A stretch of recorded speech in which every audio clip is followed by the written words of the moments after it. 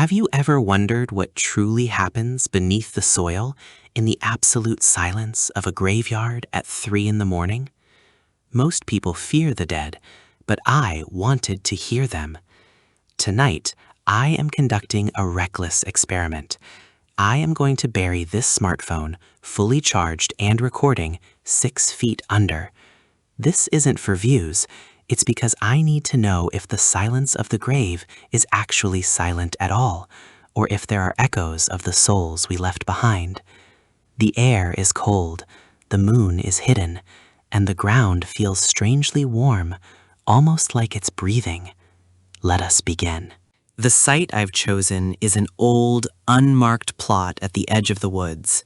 Local legends say this ground was never consecrated, making it a hotspot for unexplained phenomena.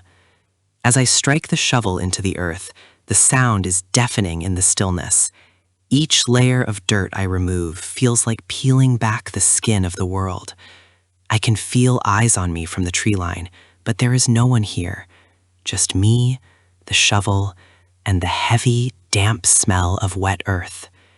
The deeper I go, the more the atmosphere changes. It's getting harder to breathe, as if the air itself is being squeezed out. The hole is finished. It looks like a mouth waiting to be fed. I place the phone inside a protective, sound-permeable case to ensure the microphone picks up every vibration, every whisper of the tectonic plates, and perhaps every word spoken by the departed. I lower it slowly on a string. Looking down, the glow of the screen is the only light in this void. I start the recording. Is anyone there? I whisper. No answer. Only the wind. I begin to shovel the dirt back in. The thud of the soil hitting the case sounds like a drum, a heartbeat for the dead. It is buried now. Total darkness. I am leaving the cemetery now. The phone will stay there for exactly 12 hours. I've set a timer. Walking back to my car, I feel lighter, yet strangely followed. It's a common psychological effect. They call it heightened awareness, but it feels more like a physical hand hovering just inches from my neck.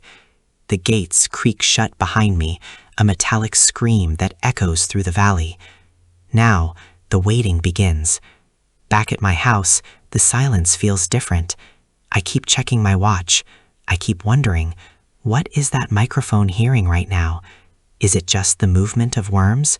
Or is it something articulate?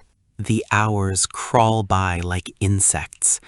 I tried to sleep, but my dreams were filled with the sound of scratching, not from outside, but from beneath my bed. I woke up at 3:14 a.m. to a sudden chill. The house was dead quiet. I could hear my own pulse. I sat in the dark, staring at the empty space where the phone should be. I started to regret it. Some things are buried for a reason.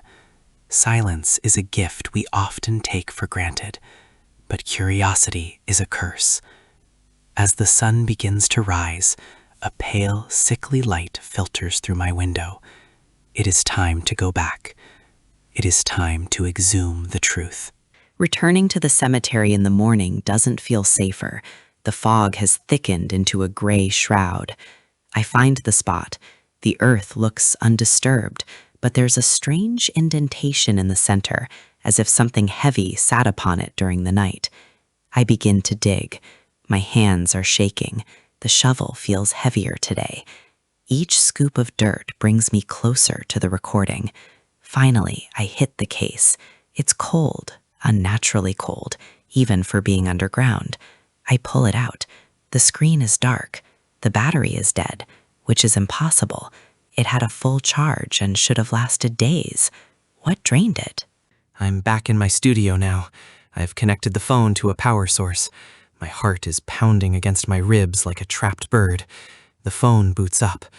The recording file is massive, nearly 10 hours of audio. I transfer it to my computer and pull up the waveform. For the first 4 hours, it's mostly flat, just the distant, muffled sound of the surface world, a car passing, the wind. But then, at the 4-hour mark, the waveform changes.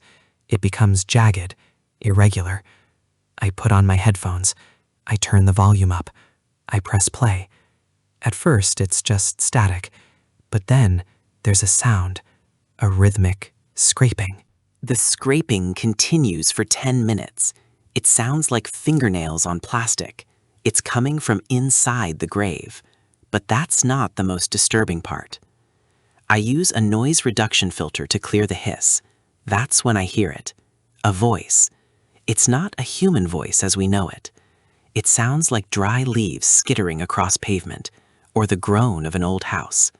It's whispering. It's repeating a sequence of sounds. I can't make out at first. I loop the audio. I slow it down by 50%.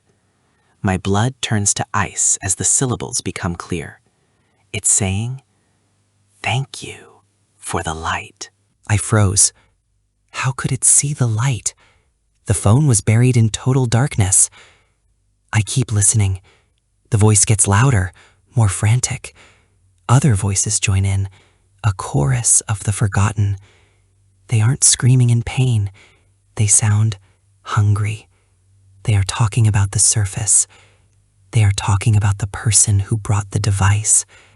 They are talking about me. One voice, clearer than the rest, whispers my full name. It says it with a familiarity that makes my skin crawl. Then the audio cuts to a sharp, high-pitched frequency that makes me tear the headphones off. My ears are ringing. The room feels impossibly small. But here is the plot twist. I looked at the timestamps of the recording. The voice that said my name, it wasn't recorded while the phone was underground. It was recorded during the final hour, the hour I was supposedly at home, sleeping. I checked the audio levels again. The microphone didn't pick up the voice from the outside of the case. It was recorded from inside the phone's internal hardware. And then I noticed something else. In the background of the recording, I can hear the sound of my own rhythmic breathing. The voice wasn't in the grave. The voice was in my room, standing right behind me while I slept. I am sitting here now, recording this outro, and I am terrified to look in the mirror. This experiment wasn't about hearing the dead. It was about giving them a doorway. I can still hear that scraping sound, but it's not coming from the speakers anymore. It's coming from the corner of my ceiling. Don't play with the silence of the earth. Some things are meant to stay buried, and some voices are meant to remain unheard. If you hear a whisper in your sleep tonight, don't open your eyes.